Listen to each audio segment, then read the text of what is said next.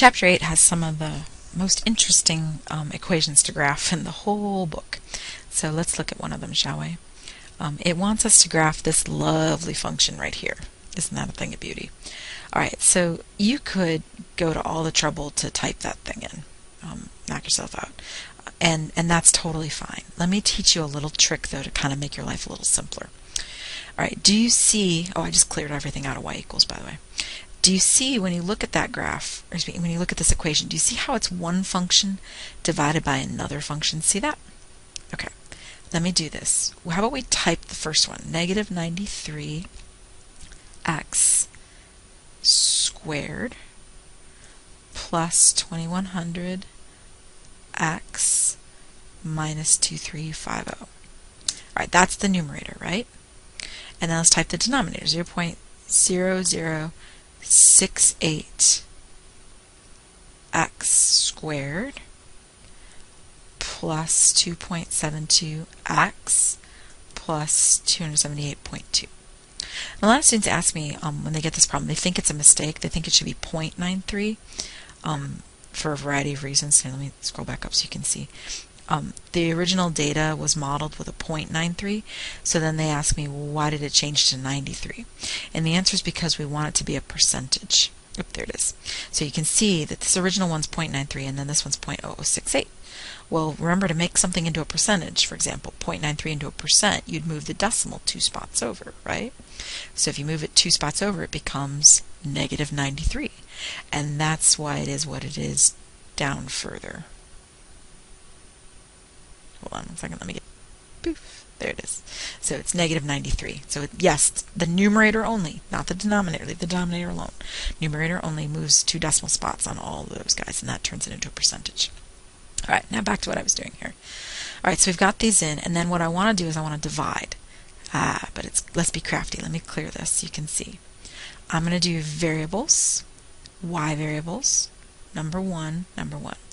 I want to take y1 and I want to divide it by variables, y variables, number 1, number 2. Won't that work? And while we're on the subject, do we really want to see these graphs? No, we don't. We just want to see the end result. So I'm going to turn these off, right? Pressing enter on their equal sign so that they're not on anymore, and then I'm moving up and down. So what I really want to see is this guy, y1 divided by y2.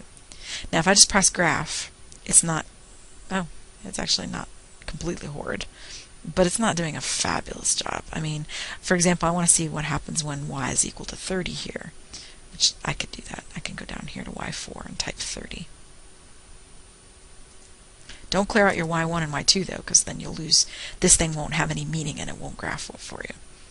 Alright, so let's go to the window and let's take a look here. How about we go, we're talking about years here, so let's go 0 to, I don't know, we're talking about percentage of Americans test messaging. I'm going to go to 150 just for the fun of it. And then leave that, oops, you know what, let's make that 10. And then negative 20 is fine, because we always want to see more on the low end. Y-min's the low end, but you can't get any higher than 100%. Let's try, I don't know, 80%. Let's see what happens, because this is the percentage of Americans that are text messaging. And then let's see what this looks like. Ooh. It's graphing a long time. And there's 30 coming across. Ugh. Alright, let's change that window. We don't need to see nearly that much. How about 40? Now let's graph and see what it looks like. Ah, that's better. There's the percentages. Cool.